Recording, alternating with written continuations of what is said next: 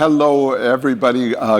Buen día a todos. Estamos aquí en la cafetería del Banco Mundial y vamos a tener una conversación sumamente interesante. Yo estoy aquí con Masoud Ahmed, presidente del Centro para el Desarrollo Mundial. Vamos a hablar del desarrollo y luego vamos a buscar, cuando posible, la participación del público. Entonces vamos a iniciar cada quien y luego iniciaremos el debate. El contexto es difícil para los países en vías de desarrollo. Hemos tocado mucho el tema de las crisis múltiples y tanto como las desigualdades que se han acumulado. Y esto se combina para una respuesta ante el COVID, y todo esto se encaminó hacia las economías más avanzadas, pero lo que hemos visto es marcha atrás en el desarrollo en cuanto a pobreza, educación, ingresos y otros indicadores del desarrollo.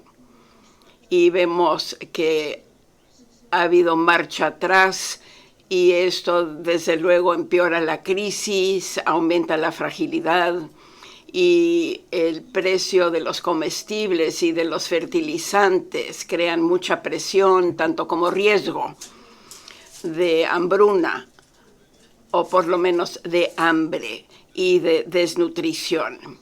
Este es el contexto general. Ha habido varios cambios políticos en las economías avanzadas, pero también en las economías en desarrollo, para contrarrestar la inflación y para prepararnos para el alza en las tasas de interés y lo que viene. Ahora el Banco Mundial ha tratado de responder ante la crisis del COVID y ahora estamos viendo las últimas crisis, la invasión de Rusia en Ucrania, y tratamos de responder rápidamente. Y ese es el contexto hoy día, con el banco, con el auge más importante en cuanto a financiamiento. Iniciamos con COVID y ahora vemos otro auge del COVID. Y ese es el contexto. Bienvenido, Ahmed. Y todo esto lo has analizado, pero a ver, tú inicia, háblanos del centro. Muchas gracias, David. Es un placer estar aquí y me encanta estar aquí de regreso porque es muy importante para mí estar aquí presente. Llevo 20 años trabajando en el banco y para mí es un poco como regresar a casa. Y como ya dijiste, David, el Centro para el Desarrollo Mundial, hemos dado seguimiento a lo que tú haces. Vemos lo que se hace en el fondo, aquí enfrente. Y más importante, el impacto que ha tenido esta crisis en cuanto a fertilizantes, alimentos, energía y los costos en estos países que ya habían sufrido de crisis anteriores.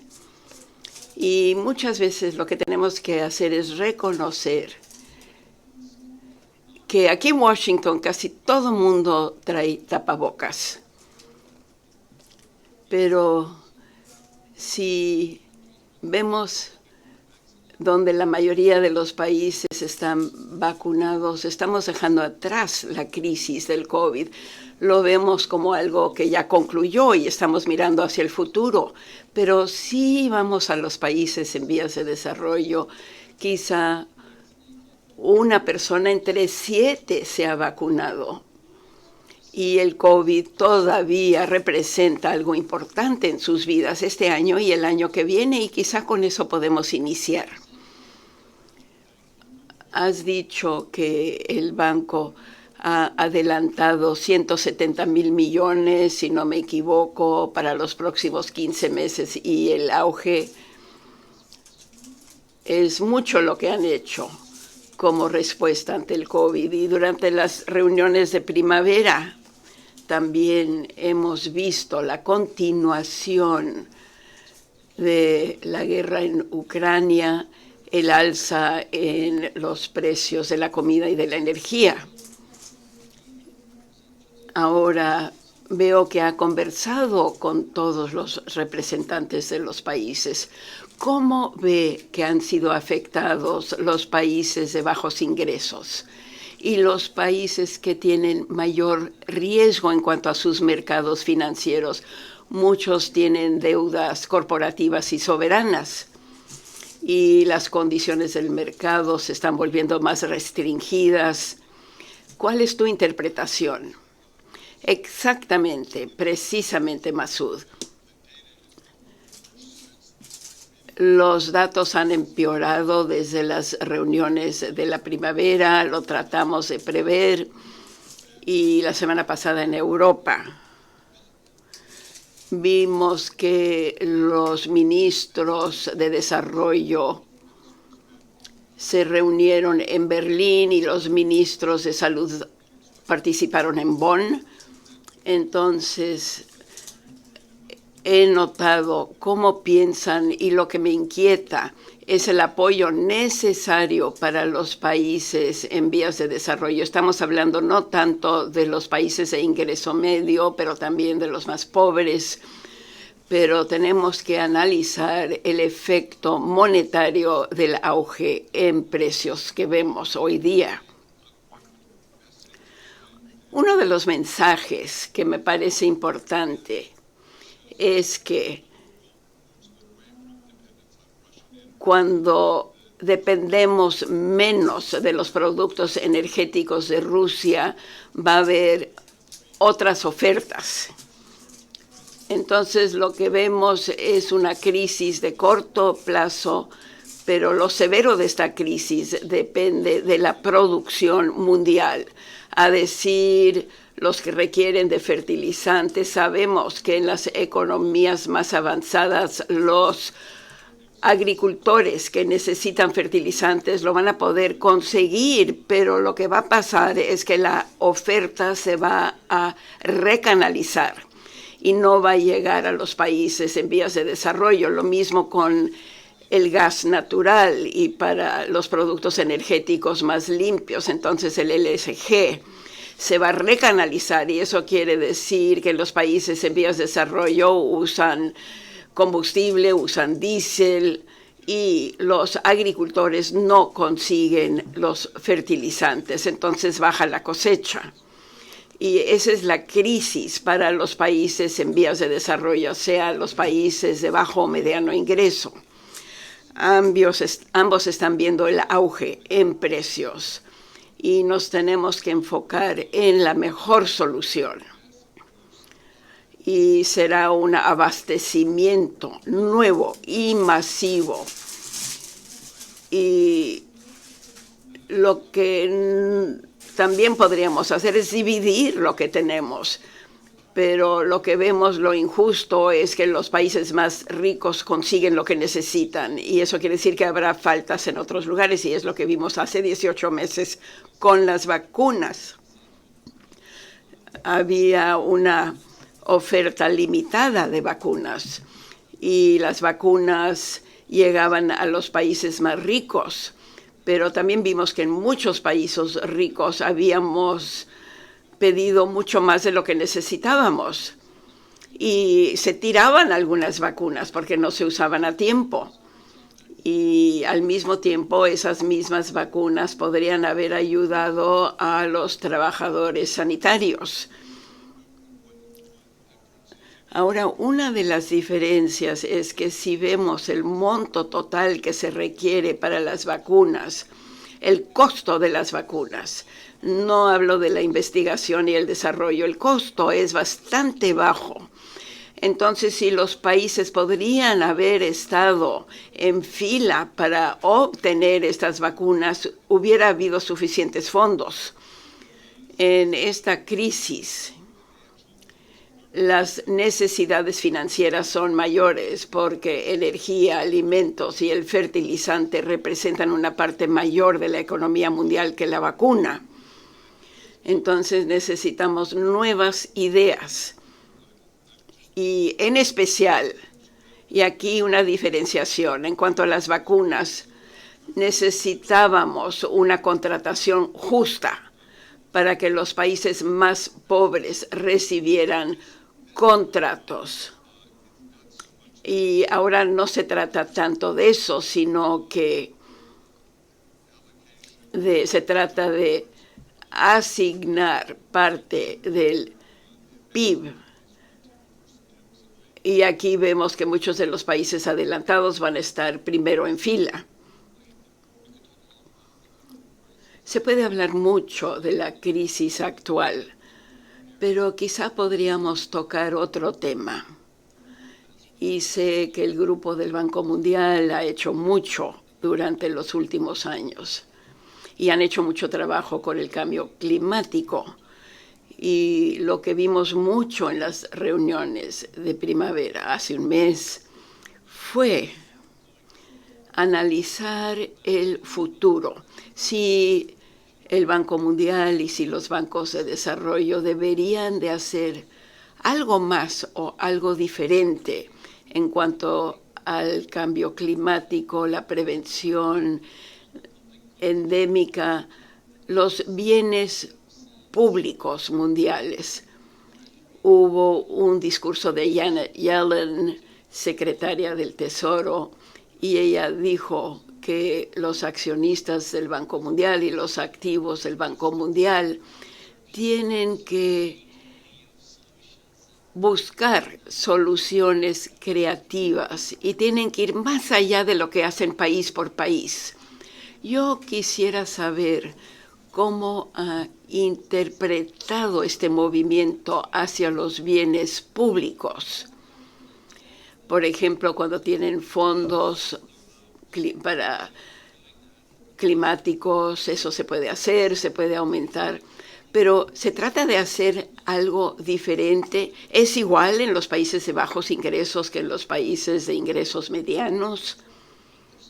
¿Cómo se entiende y cómo se responde ante este llamado de los accionistas del Banco Mundial para que el banco se enfoque más en los bienes públicos y el clima? Sí, es un debate necesario y esto alienta al banco para que se mueva hacia donde va. ¿Hacer lo mismo? No. Necesitamos una evolución más rápida dentro del banco. Entonces, los bienes públicos pueden referirse al clima y puede ser algo dentro del país, pero que tenga un impacto fuera del país. Podemos ver la vacunación como un bien público mundial, porque se ayuda al mundo debido a las variantes. Y me parece que esto también incluye a los refugiados, porque cruzan fronteras y afecta a todo el mundo. El banco ha evolucionado rápidamente. Ahora, una parte tiene que ver con un mayor gasto con lo climático. Y tenemos relaciones con todas las instituciones internacionales de financiamiento, incluyendo el Fondo y otros, y esto ha crecido mucho en cuanto a financiamiento. Esto en cuanto al clima, sí. Otro aspecto de lo que queremos hacer y lo que hemos escrito en nuestro plan de acción es que notamos que hay que ir más allá de las promesas, las conferencias, las promesas. Cuando incluimos el clima, tenemos que hablar de los proyectos que reduzcan los gases de invernadero, y de eso no se ha hablado mucho. Voy a muchas conferencias y se habla muy poco de los cambios. Entonces nosotros tenemos un plan de acción muy ambicioso que se basa en un proceso de integración del clima y el desarrollo y identificar proyectos que tengan un impacto. No se trata del monto que se gasta, pero se trata del impacto y cómo se le ofrece financiamiento a un proyecto que tiene un impacto y cómo se trabaja con los gobiernos para lograrlo.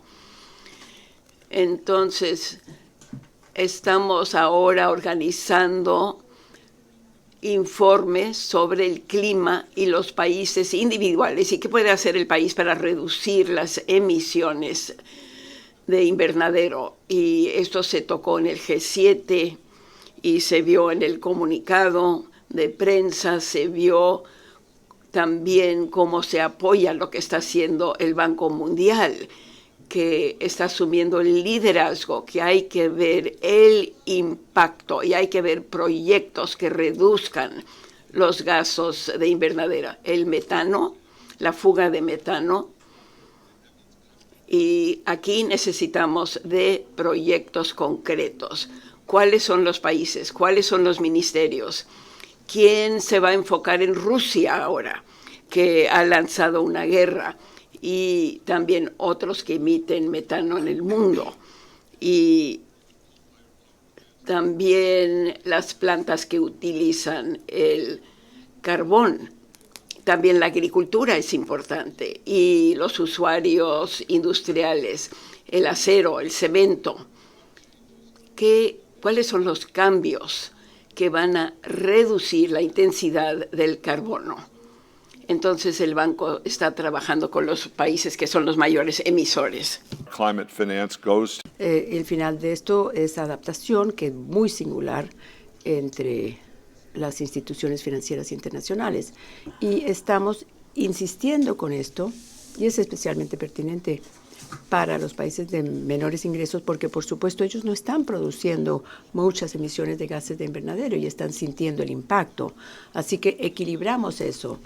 Y yo quisiera insistir inclusive que eso tiene un buen apoyo y está bien recibido por la comunidad internacional. Así que lo que yo creo que quisiéramos hacer es seguir evolucionando, y el gran desafío es encontrar los proyectos de mayor impacto, que no ha sido realmente la dirección de las instituciones en el pasado.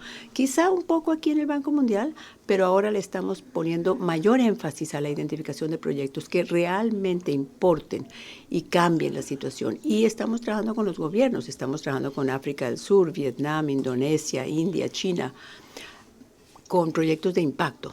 Sí, o sea que si avanzamos, si pensamos a 10 años y vemos la cartera del Banco Mundial y los países de ingreso medio en especial, en donde trabaja el banco, podríamos tener dos visiones. Podríamos decir, bueno, vamos a tener un diseño básico que es trabajar en cada país según las prioridades de ese país, que puede ser clima, puede ser educación, en fin, puede ser cualquier cosa. Y quizá haríamos un poco más de clima en los diferentes sitios, pero otra visión podría ser decir, bueno, básicamente vamos a convertirnos en una institución de clima y desarrollo.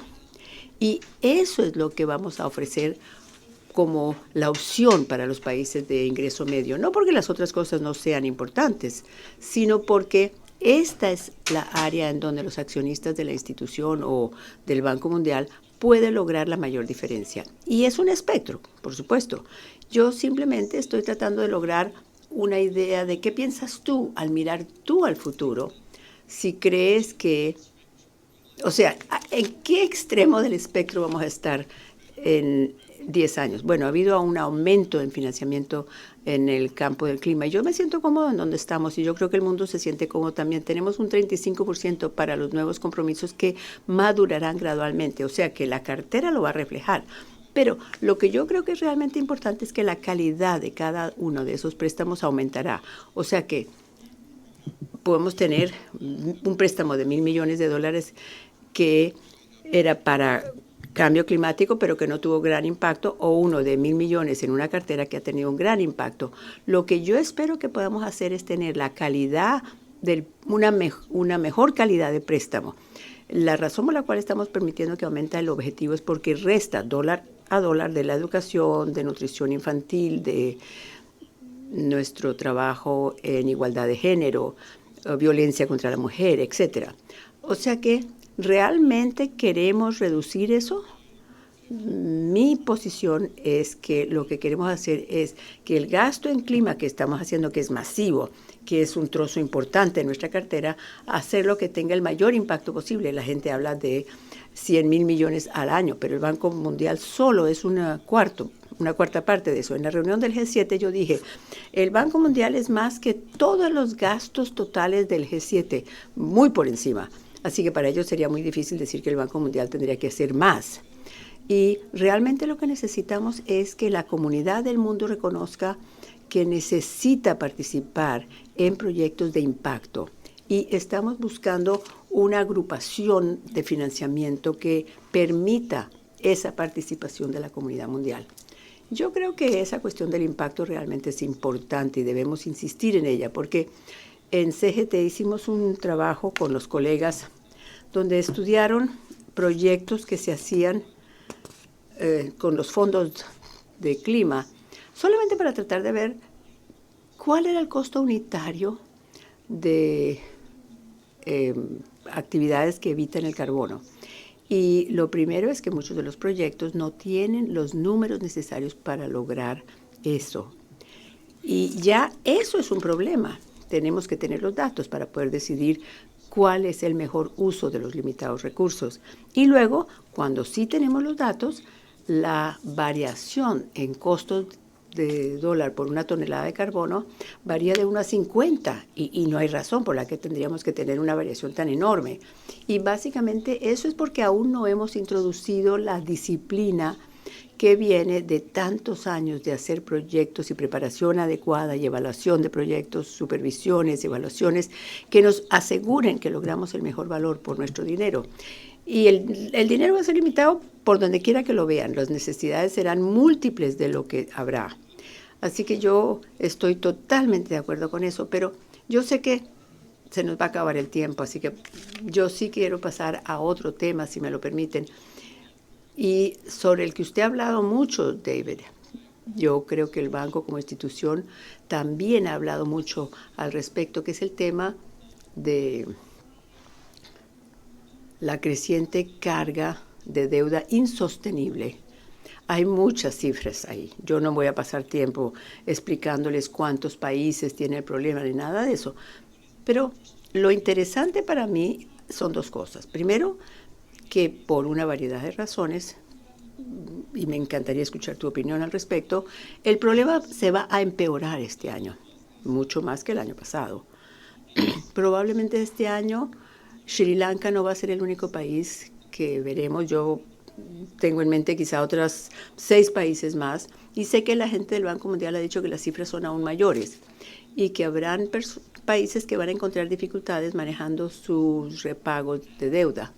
Y pareciera que somos, como comunidad internacional, incapaces de hacer algo. Así que tú escribiste una serie de cosas que se podrían hacer para que el marco común pudiera funcionar mejor, mejor definición de los tratos comparables, líneas de tiempo y claridad de proceso, que venga el sector privado a la mesa. Son cosas que llevan meses ahí. Cristalina dijo lo mismo. O sea, todos están hablando de los problemas. Y yo creo que la pregunta que yo te haría es que pasa el tiempo, los países están enfrentando problemas, hemos indicado cómo arreglarlo y hoy en día nos encontramos ahora casi a final de mayo, casi medio año, y no creo que estemos mucho más cerca de acercarnos, de pasar del diagnóstico a la acción. Entonces, ¿qué es lo que lo está impidiendo? ¿Cómo avanzamos? ¿Qué hacemos? Bueno, la consecuencia del mundo real es que los países pobres siguen pagando mucho por su deuda. Quiere decir que es en oposición directa porque enfrentan precios más altos para todo y además están viendo que las tasas de interés aumentan y están teniendo que pagar a acreedores que en general son mucho más ricos que ellos. Así que es un serio problema. Bueno, hay múltiples aspectos. Primero, comenzando hoy, no sería ideal que evitáramos tener contratos no transparentes a futuro, algunos que fueran más sujetos a reprogramación. Eso ni siquiera lo hemos podido lograr. El punto de partida es dejar de empeorar el problema, pero a diario vemos que los contratos escritos por los prestamistas de los países en desarrollo donde hay una cláusula de no divulgación, y hemos pedido que se detenga eso. China en especial comenzó ese proceso más o menos en el 2014 colocándolo como algo estándar en los contratos, que el contrato no se le puede mostrar a nadie. Eso reduce la responsabilización. Queremos lograr eso. Tenemos que tener algunos principios de transparencia para contratar con los gobiernos soberanos. Y eso lo hacemos hoy en AIDA. Hay algo que se llama el SDFP, que es deuda sostenible. SDF es proceso de finanzas de deuda sostenible. Y funciona con los países de AIDA para tener alguna norma para ver cómo hacen el préstamo. El problema es que no siempre lo siguen. ¿Y cuál es la presión? Entonces, porque están bajo presión del del prestamista. Cuando dicen, mire, tomen mi dinero, sé que es una tasa de interés muy alta, pero les vamos a dar muchos beneficios ahora y no lo van a tener que pagar sino en los próximos 10 o 20 años. Algunos de estos contratos son a largo plazo. Entonces, en cuanto a lo que podemos hacer, uno es traer al G7, el G20 y pedirles realmente si no querrán algún proceso más fuerte. Y hemos tratado de trabajar con el Fondo Monetario, hemos hecho propuestas de cómo mejorar el proceso para que pueda haber una reestructuración de la deuda de algunos de los países que no es sustentable. Zambia está en el proceso. Lamentablemente, aun cuando lo comenzaron hace más de un año, no ha habido realmente una reunión de acreedores. En el G7 la semana pasada yo le propuse al grupo que en lugar de esperar que se formara un comité de acreedores, que se reunieran los acreedores mensualmente. O sea, no esperar que alguien convoque una reunión, sino tener una reunión mensual de acreedores que reúnan al sector privado y a todos los acreedores bilaterales oficiales, tanto China como el Club de París. Vamos a ver si eso funciona. Hay otros procesos que están en trámite para tratar de resolver las diferentes cosas caso por caso. Una idea que está en el mercado y es el análisis de la sustentabilidad de la deuda revisado por la Junta del Fondo Monetario y del Banco Mundial, que permitiría un proceso más incluyente para que haya un consenso de opinión de que un país necesita un tratamiento de deuda o una reestructuración de la deuda. O sea, hay algunas cosas en el inventario, pero es un esfuerzo que está prácticamente parado y básicamente los países siguen pagando mes por mes a acreedores muy acaudalados. Y quisiéramos ver que el sector privado tomara mayor iniciativa en esto, pero recuerden que en la iniciativa de suspensión de la deuda del G20 en el 2020, el sector privado recibió un pase libre. Para ustedes es voluntario. Quería decir que una buena parte de la deuda simplemente no iba a reducirse. Así que a través del proceso de la COVID, recuerden lo que sucedió. Aún los países más pobres siguieron pagando mes tras mes a las personas acaudaladas a través de sus gestores. Sí, es que a mí me parece increíble que estemos aquí 18 meses después de anunciar, o que el G20 anunciara el marco común, y ni un solo país realmente ha logrado hacer el proceso. Y como tú dices, toma un año lograr un comité. Y ahora tenemos a Sri Lanka, que literalmente se le está acabando el efectivo a diario, hasta el último $1.000.000 prácticamente. Y no logran un programa del Fondo Monetario porque necesitan garantías de los acreedores y no logran garantías de los acreedores porque no logran. En fin, es como un círculo vicioso. Los países están atrapados en este círculo. Y sí, veo que el Banco Mundial y el Fondo Monetario de alguna forma tienen que juntarse con todo este proceso. Bueno, si pensamos entonces en que el G20 compone una buena parte de los accionistas, el grupo de los las 20 economías o accionistas más grandes del Banco Mundial, se reúnen anualmente y luego también frecuentemente durante el año.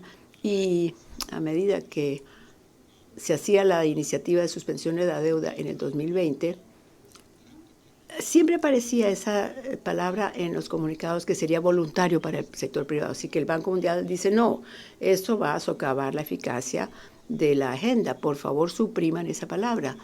Y se continúan las negociaciones sobre el comunicado y sale el comunicado nuevamente, dice voluntario para el sector privado. Así que esa conversación de las principales economías es difícil porque hay diferentes agrupaciones, muchas de las cuales son acreedores, encuentran ese desafío o esa fuerza que trae, digamos, el Banco Mundial, que es que nuestra junta, nuestros accionistas, son más países en desarrollo que muchas de las otras instituciones del mundo. Así que nosotros sin duda vamos a estar, nosotros en el Banco Mundial podemos ser una voz, pero es difícil, aún ahí, aún a nivel del G7, en donde estuve la semana pasada. Somos simplemente observadores allí. Y el comunicado en sí está escrito por los países y uno puede como hacer sugerencias, pero creo que es lo máximo que se puede hacer. Así que trabajamos entonces con los accionistas y con los miembros para decir, ¿no sería buena idea avanzar un poco más rápidamente en esto? Tendríamos que hablar directamente. Yo creo que China tiene que ser más abierta y el sector privado tiene que estar más abierto y más dispuesto a ver a largo plazo, que para ellos es una ventaja permitir que sobrevivan estos países y tratemos de encontrar una forma de hacerlo. Sí, yo recuerdo muy bien el proceso de la redacción de los comunicados en esas reuniones y por alguna razón siempre comenzaban muy tarde en la noche, ese proceso. Predeciblemente comenzaban tarde en la noche y luego pasaban durante toda la noche resolviendo esto y creo que hay una razón ahí. Y es que la gente ya está tan cansada a esas alturas que están dispuestos a firmar cualquier cosa, porque son las 4 de la mañana y la gente no ha dormido desde hace 36 horas. Y la palabra voluntario a las 4 de la mañana suena muy bien, pero yo creo que lo clave es lo último que dijiste. Y es que es de interés de los acreedores tener un proceso ordenado de trato de la deuda, del excedente de la deuda en los países, porque el costo de encontrar un resultado fallido siempre es mucho más difícil. Y yo creo que no han captado ese mensaje, creo yo. Pero antes de terminar, me gustaría pasar a otro tema importante que me parece que sigue en base a tu último comentario, hablando de que China tiene que ser un poco más abierto y más dispuesto. En el Banco Mundial, es el Banco Mundial, tenemos accionistas de todas partes del mundo. China es un gran accionista, Estados Unidos es el mayor accionista. Y esa ha sido su fuerza, que trae a todos a esta institución. Pero ahora algunos de los accionistas no se están llevando tan bien, hay mucha tensión entre ellos. Y es más que tensión, diría yo. La geopolítica se está poniendo muy difícil. Y yo creo que sería bueno el saber qué piensas tú en un mundo en el que vamos a ver cada día más divisiones, la geopolítica va a tener mucha tensión. ¿Qué espacio hay para el Banco Mundial? ¿Pasa a ser el espacio común para aquellos que no tienen comunicación y se reúnen o se encuentra atrapado en el medio de esto? No iba a usar la palabra conflicto, pero es digamos, desacuerdo. Bueno, hasta ahora me parece que ha sido muy bien. Vimos una parte de eso en el Comité de Desarrollo hace un mes en donde Rusia había atacado a Ucrania, había una guerra y es un accionista. Entonces, ¿cómo manejamos eso? Y tratamos de que ellos no llegaran a un nivel muy alto y cuando habló el ministro por video, algunos de los accionistas se salieron de la sala. O sea que fue como una demostración de oposición a lo que está haciendo Rusia, pero funcionó desde el punto de vista de la gobernanza del Banco Mundial. Y nosotros seguimos operando, nuestra junta está funcionando y puede expresar muy fuertes opiniones en cuanto a lo que está sucediendo en la guerra y es incluyente con China, con India, con los grandes acreedores que no son del Club de París, que tienen voz completa dentro del Banco Mundial. Así que yo creo que crea un espacio para el mundo. Un problema práctico sobre la deuda es que la composición de la deuda ha cambiado masivamente en los últimos 10 años. Hemos pasado de una situación en la que la mayoría o la mayor parte de la deuda era contenida en manos de los acreedores del Club de París y ahora muy poca está en manos de ellos. Por ejemplo, Sri Lanka solamente tiene una porción mínima de los acreedores del Club de París, pero los mecanismos del mundo, sin embargo, están establecidos de tal forma que se centralizan alrededor de ese proceso de acreedores del Club de París. Y ese ha sido el caso en Zambia, en Chad y en otros, en donde a menudo el presidente del comité de acreedores tiene cero exposición, que no es realmente la forma en que solía establecerse la reestructuración de la deuda. O sea que es como una evolución del sistema que va a ser necesaria para poder lograr resoluciones más útiles con respecto a las deudas, pero que también entra a cuestiones de comercio, etcétera. O sea, tiene que haber un reconocimiento en el mundo del papel de los países en desarrollo dentro del marco mundial. Sí. Ana, llegó Ana, se está poniendo ansiosa, como que estamos hablando mucho. Ana, dinos qué vamos a hacer y los dos continuaremos nuestra conversación con el público. Dinos. Sí, gracias, muchas gracias tanto David como Masoud. Qué conversación tan perspicaz. En cuanto a proceso, lo que voy a hacer es que voy a dar la palabra para preguntas y comenzaremos con una pregunta en línea de los participantes y luego les pediría que amablemente alcen la mano. Tengo dos colegas que tienen micrófonos que se van a acercar a donde estén ustedes. Preséntense brevemente y hagan su pregunta de manera muy sucinta para que tengamos suficiente tiempo. Mi primera pregunta de un participante en línea, el doctor Oñanco, es: estamos viendo más desastres ambientales que están afectando el desarrollo. ¿Qué estrategia ha incorporado el banco para combatir estos desafíos al mismo tiempo que ayuda con la seguridad alimentaria y el desarrollo de infraestructura? Comienzo con usted, David. Por favor, acompáñeme porque tú sabes mucho de estos temas también.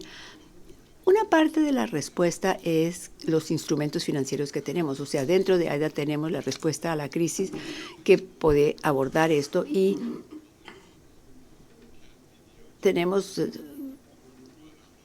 opciones catastróficas e instrumentos que trabajan con los países para estar conscientes de que son más susceptibles a los desastres naturales. Y hay otras herramientas financieras que buscan esa solución.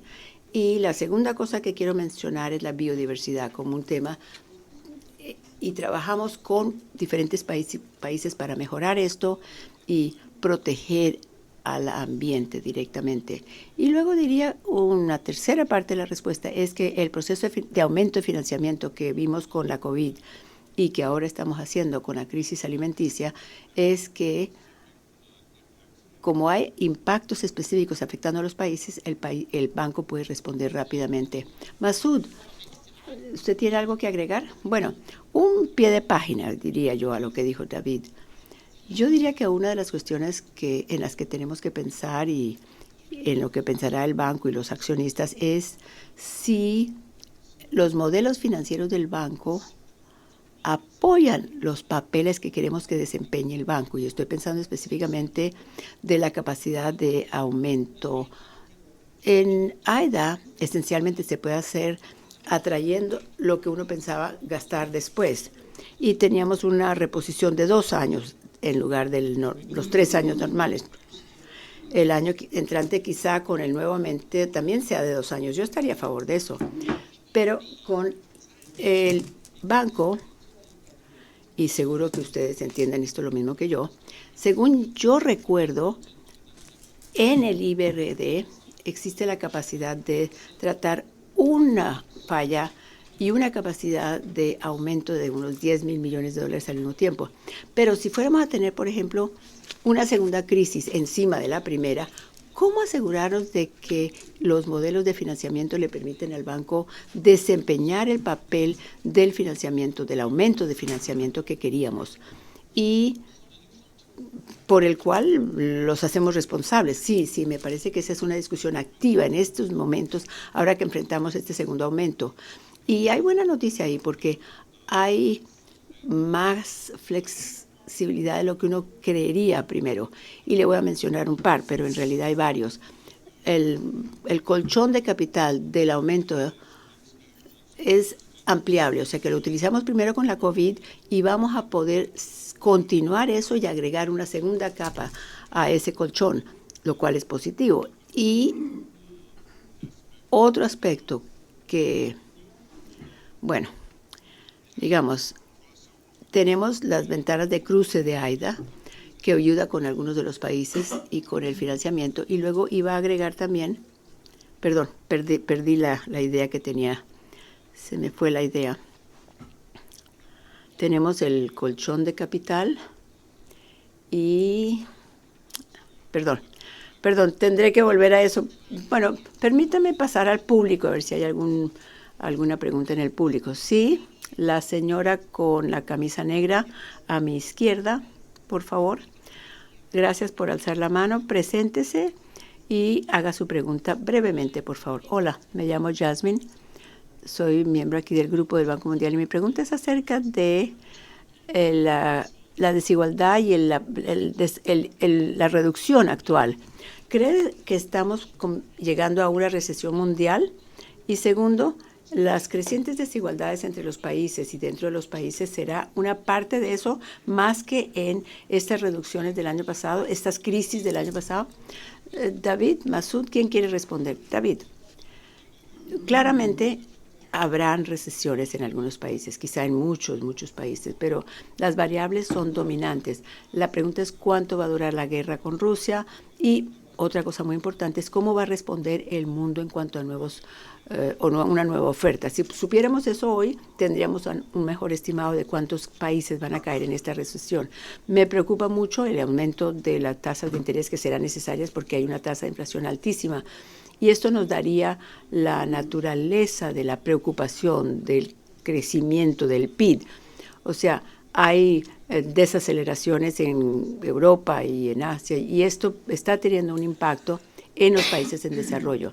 Y la desigualdad, como ya mencioné, me preocupa muchísimo porque el sistema mundial está establecido de tal forma que deja a los países en desarrollo atrás. Eso fue cierto en la respuesta de la COVID cuando los países avanzados generaron una gran demanda o consumo o estímulo fiscal, quiere decir que prestaron de los mercados de capital mundial e inyectaron ese dinero, sobre todo en las economías más avanzadas. O sea que realmente no ha habido gran penetración de ese estímulo. Lo mismo con las políticas monetarias y ahora, en cuanto a la respuesta a la crisis alimenticia, enfrenta exactamente el mismo tipo de problemas que enfrenta la desigualdad. Gracias, David. Y yo quisiera tomar de ahí una pregunta de una participante en línea que es para ustedes dos. Es sobre la parte de la educación, que todos sabemos es un problema que tiene que ser considerado urgentemente. Parece que los niños más valiosos están sufriendo, y esto es una pregunta de D, porque o están abandonando la escuela o están recibiendo educación de menos calidad comparada con sus pares en el mundo. Y además de esto, hay una enorme división digital entre los estudiantes aquí y los estudiantes de los países en desarrollo. ¿Cuáles son sus perspectivas? ¿Cómo vamos a ayudar a los países para que no dejemos a ningún estudiante atrás? Masud, comencemos contigo y luego David. Bueno, yo diría un par de cosas acerca de la educación. Nosotros hemos estado considerando este tema. Mis colegas en el Centro de Desarrollo Mundial están considerando mucho la educación en los últimos años y lo que funciona y lo que no funciona. Y hay dos importantes conclusiones a las que he llegado.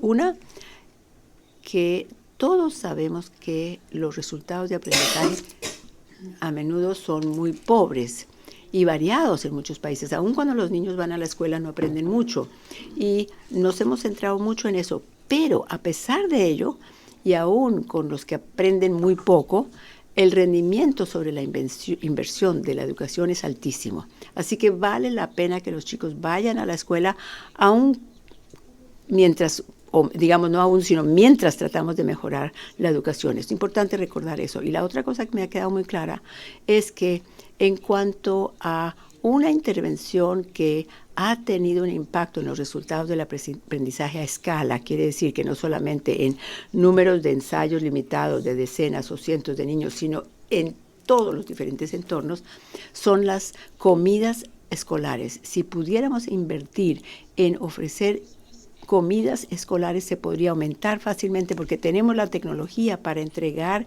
ese alimento escolar que no es complicado, y los niños que no están con hambre y que reciben más alimento van a aprender mucho más rápido. Así que la comida escolar es muy importante. Y lo último que diría acerca de la educación es que hay una renuencia por parte de algunos ministros de finanzas en los países en desarrollo a prestar dinero para la educación, pero sí están dispuestos a tomar prestado para otro tipo de proyectos. Históricamente uno dice, pero hay sectores blandos y hay sectores duros, y yo nunca entiendo por qué vamos a llamarlo un sector blando invirtiendo en la educación, pero así es como lo ven. Y yo creo que no existe ninguna explicación para no invertir en la educación. Y si uno tiene que prestar para hacerlo, perfecto, siempre que en general la sustentabilidad de la deuda tenga sentido y que el nivel del país en general es lo importante y no solamente una decisión arbitraria sectorial. Esos son los comentarios. David, ¿tú tienes algo que agregar? Sí, muy bien. Ahora los alimentos escolares. Vemos que eso es algo muy importante, tanto como la relación con los maestros. Estuve en Marruecos y ahí el Banco Mundial ofrecía fondos adicionales para las ONGs que tenían los programas antes de entrar a la escuela.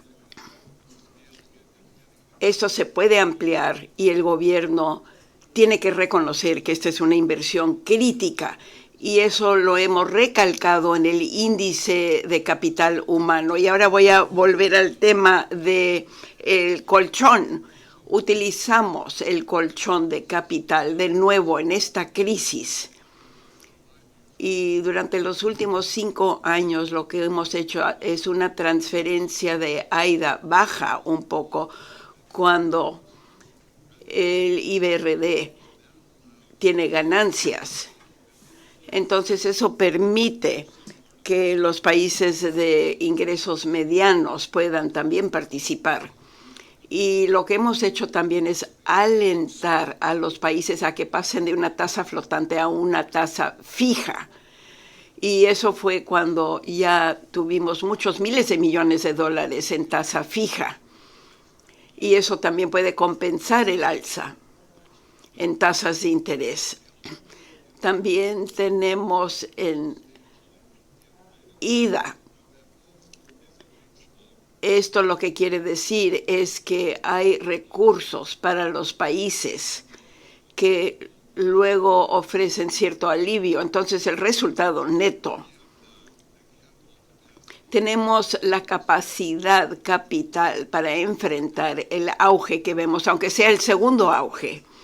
Entonces tiene usted razón. IDA se desarrolló para un auge, una crisis. Y estamos viendo cómo lo podemos ampliar. Y lo crítico es que IDA 20 ahora se inicia en julio y es mayor que IDA 19.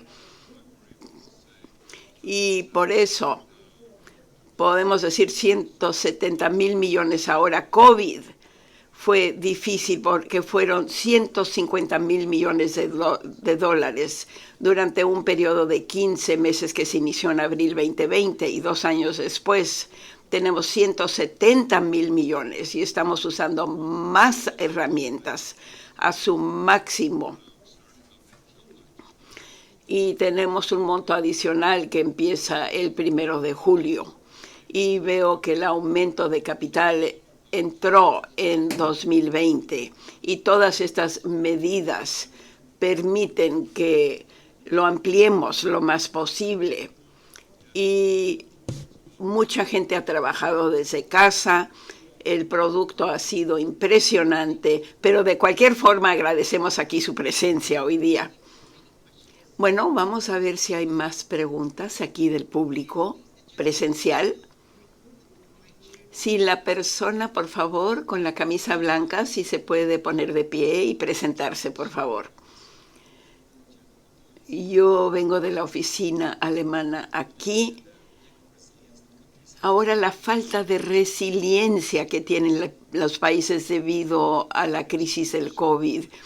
Y usted también habló de la resiliencia y el desarrollo, y también tiene los informes sobre la riqueza de los países y tienen medidas para ampliar el capital humano y ambiental. Pero mi pregunta, ¿cómo podemos ver que haya participación de los países en cuanto a lo analítico y lo estratégico y que esto vaya de acuerdo con el nuevo enfoque? Y la segunda, si le permite contestar la primera pregunta, por favor.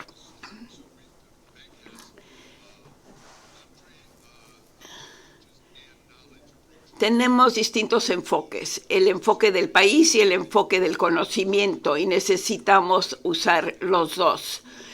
Es necesario que los países miren hacia el futuro y que se den cuenta que hay que fortalecer el capital humano, que no tiene un resultado inmediato, pero eso debe ser parte del marco del país. Y este es un documento importante porque al banco le da un plan de 5 años de lo que vamos a hacer en el país con los cambios. Todo esto se analiza y se vuelve un proceso iterativo. Entonces yo le diría a todos los accionistas, necesitamos los comentarios. Cuando se ve un programa y se ve uno nuevo, y si ven uno que les gusta, díganlo. Y uno que no se ve tan bien, también hay que indicarlo, porque tenemos toda una gama de programas, 30 diferentes tipos de programa.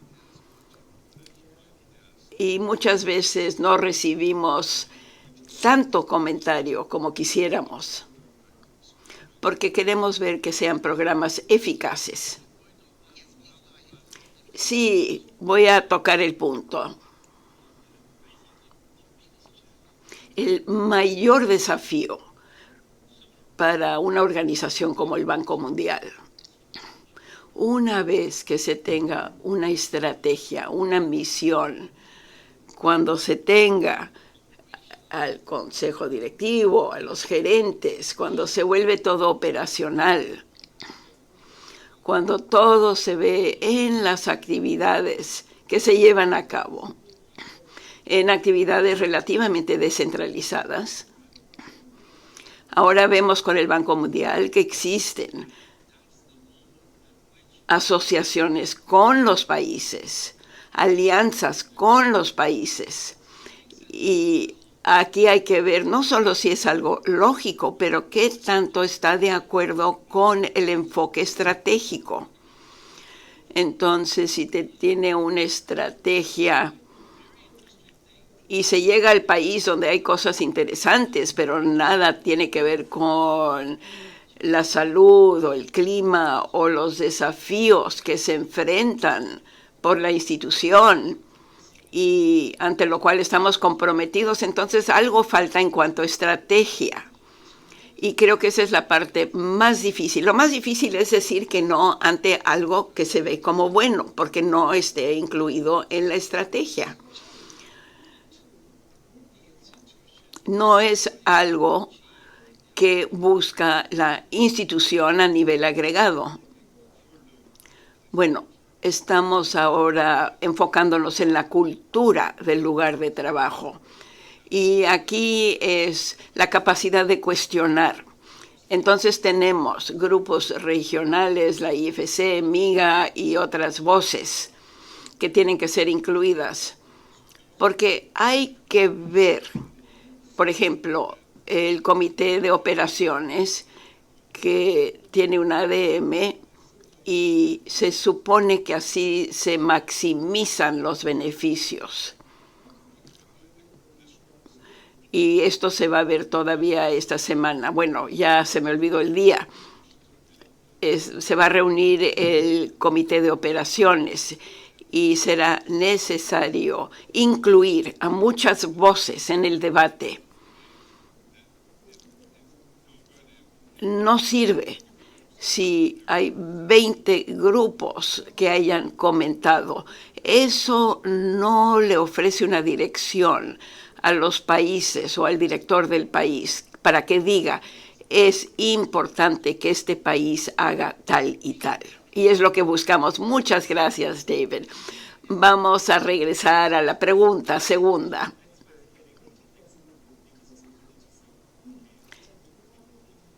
Me quiero referir al comunicado del G7 y la participación del sector privado en la reestructuración de la deuda.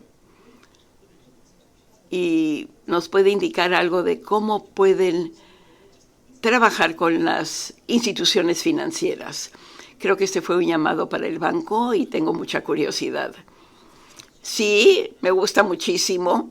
El G7 ha apoyado lo que estoy tratando de hacer en cuanto a la transparencia, en cuanto a la deuda y la sostenibilidad de la deuda. Estamos participando en eso. Cada uno de los G7 participa. Muy bien la cita, pero cuando hablamos de trato comparable, esto es algo un poco vago. Durante los últimos 20 años el concepto ha cambiado. Yo creo que tenemos que aclarar las normas de evaluación y de ejecución. ¿Cómo se puede evaluar la comparabilidad del trato?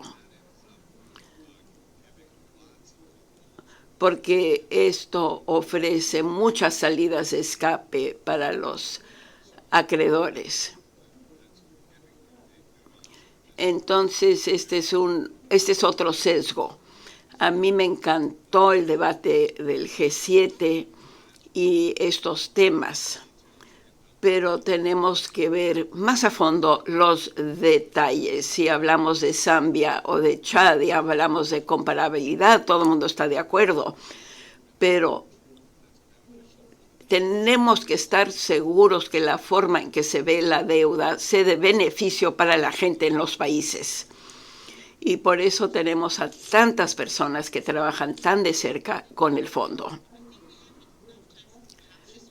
Quizá tengamos tiempo para una pregunta adicional y luego regresamos a las preguntas en línea. ¿Cómo es que el precio alto para el combustible y otros productos? Ella viene de Uganda. Los altos precios están afectando a los hogares de bajos y medianos ingresos. Empezamos con Masud y luego David.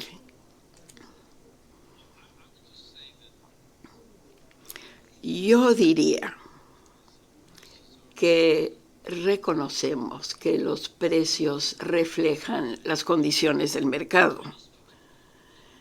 Y en cuanto a la administración, no se pueden elevar o bajar los precios a menos que sea a través de los impuestos. Y hay mecanismos. Sube el precio del alimento, sube el precio de la energía, entonces tratan de recortar uno de los precios y todo esto afecta el presupuesto. Pero más importante, es posible ampliar el apoyo para los hogares de bajos ingresos. Se puede ampliar la red de seguridad y darle apoyo a los hogares y no al producto. No hay que darle subsidio al producto, pero hay que ofrecerle ayuda a las personas que requieren de más recursos para enfrentar el alza en los precios. Esto es algo que hoy día es más factible, porque algo que sí ha sucedido con el COVID, uno de los mejores resultados fue que los países ampliaron sus mecanismos de redes de seguridad. Y ahora son más funcionales, y esto no fue el caso hace 2 años.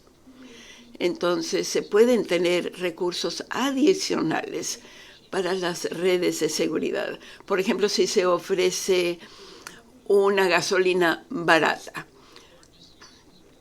Ahora los que más usan gasolina son los que tienen mayores ingresos. Y dándoles a ellos subsidios no es buena idea. Pero si se usan esos fondos para ayudar a los hogares de bajos ingresos. Sería una mejor solución. Y David, creo que hemos tenido esta conversación hace un año con COVID. Dijiste una de las cosas que podría hacer el Banco Mundial. En 5 años vamos a ayudar a 50 países a que tengan redes de seguridad. Y esto es hacia lo que yo me quisiera encaminar. Muchísimas gracias. David, ¿tienes comentarios? Bueno, este es un tema importante. Los países ayudan a la gente en la forma correcta y que no se sientan tentados con las formas equivocadas de hacerlo.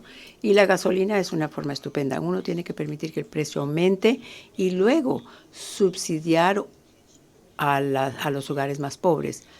Ayer, casualidad, me reuní con el equipo de digitalización, que es bastante grande, y realmente estamos insistiendo mucho en las redes de seguridad social, porque la tecnología hoy en día nos está dando algo nuevo en la comunidad de desarrollo, cosa que no era en el pasado, para dar efectivo y beneficios a personas claramente identificadas, porque no se podían llevar maletas físicas de dinero a un pueblo y distribuirlo de manera justa, no funcionaba. Pero ahora con la tecnología tenemos la posibilidad de tener el teléfono celular de alguien con dinero, y quiere decir que las mujeres pueden recibir dinero que antiguamente no teníamos forma de hacerle llegar dinero a las mujeres. Y ese es el dinero más valioso para la gente en los países en desarrollo, las mujeres recibiendo el dinero. Y ahora lo podemos hacer. Y Mijal estaba ayer, él es jefe de la Red de Seguridad Social y de esos esfuerzos donde estamos tratando de ampliar. No hemos llegado todavía a 50 países, pero él estaba hablando ayer de tener sistemas fuertes. Y observo ahora que el Reino Unido anunció que ellos van a responder ahora al precio más alto de electricidad y de gas que están enfrentando la gente, colocando dinero en las cuentas bancarias de la gente. O sea que están utilizando alguna red de seguridad social de algún tipo que es mejor.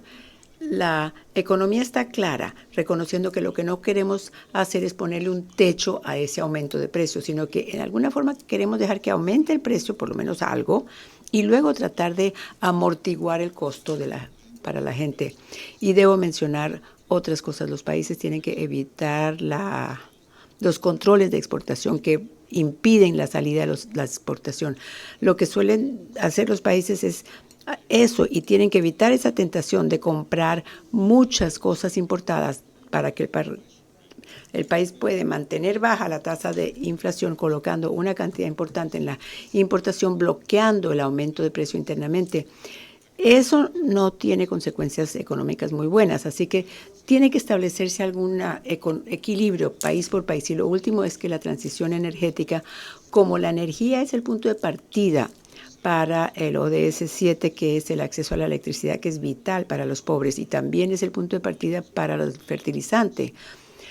Necesitamos entonces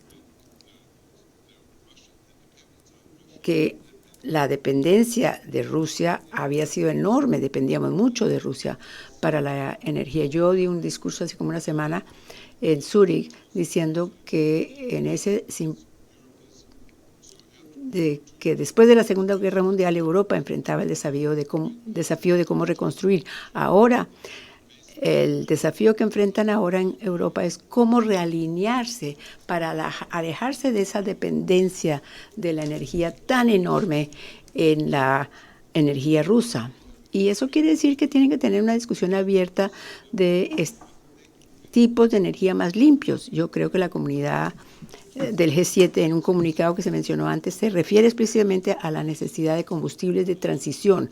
Quiere decir que África tendría que estar dispuesta a tener producción de gas natural, porque es mucho más limpio que lo que está sucediendo hoy en día. Hoy en día, día a día, estamos viendo que la gente está cambiando. A medida que Europa absorbe el gas natural restante, el mundo está cortándoselo a los países en desarrollo, y la alternativa, a menos de que haya más producción, es el diésel, el combustible bunker, Madagascar. El presidente dice que ellos queman combustible de bunker para hacer energía en una economía muy frágil, y tenemos que encontrar alguna forma mejor de hacer esto. Europa tiene que ser mucho más explícito en esta transición energética y esta realineación que necesitan. Hay discusiones abiertas sobre el tema, pero tienen que hacerlo y tienen que hablar de gas natural. Polonia, por ejemplo, está tomando gas natural de un nuevo oleoducto de Noruega. Marruecos está pasando, Algeria está pasándolo a través de Italia. El este del Mediterráneo hay un intercambio ahí. Si bien es un combustible fósil, es mucho más limpio que la alternativa. Así que esto es algo que el mundo tiene que analizar y tiene que hacerlo abiertamente para poder hablar del tema, porque la alternativa yo creo que es mucho peor en cuanto a la intensidad de carbono y ya está en camino en los países más pobres. A diario la gente tiene que sentir que los ricos en esos países más pobres que compran diésel se están desconectando de la rejilla, falla la rejilla eléctrica y la intensidad de carbono de los países uno a uno se va al techo. O sea que necesitan mucho más dióxido de carbono. Una cosita que quiero agregar a esto. Sí. Yo reconozco que no hay ninguna diferencia conceptualmente entre quemar carbón. Se le fue el sonido. Yo no lo oigo. Para quemar carbón, no hay ninguna diferencia conceptual entre quemar el combustible bunker aquí o absorbiendo todo el gas natural, sacándolo del mercado, obligando que otro que ya no tenga acceso a esto, a quemar ese combustible bunker en alguna otra parte. Eso es lo que llamamos un problema planetario. Entonces, la idea de que de alguna forma, y esto es un poco de hipocresía aquí, yo creo firmemente que uno tiene que hacerlo ver. No podemos decir que el gas natural es un combustible limpio cuando se trata de nuestras propias necesidades en los Estados Unidos y en Europa, y luego ser renuentes a apoyar proyectos de gas natural en los países de desarrollo, porque lo vemos como un combustible fósil. O es limpio o es fósil. No puede ser las dos cosas, y tenemos que ser honestos. Así que yo estoy totalmente de acuerdo con lo que tú dijiste, David, y quiero que insistamos en eso en nuestras conversaciones, porque a veces es difícil. A mí me cuesta hablar con mis amigos cuando me dicen, no, pero ¿sabes que estás a favor de todos los combustibles fósiles? No estoy a favor de todos los combustibles fósiles, pero como un combustible de transición, el gas natural tiene un papel que desempeñar. Bueno, muchísimas gracias. Yo le voy a dar la última palabra, David. Sí, pero para concluir en un tema mucho más general, porque nos metimos ya a cosas muy detalladas. En general, el mundo enfrenta estas crisis masivas. Es muy importante que hablemos de las soluciones. Y el Banco Mundial está en el medio de esto y quiere estar en el medio de esto en muchos de estos campos, desde educación hasta la salud, hasta la forma en que los países pueden crecer y el clima y todo. Muchísimas gracias a todos. Muchas gracias a todos.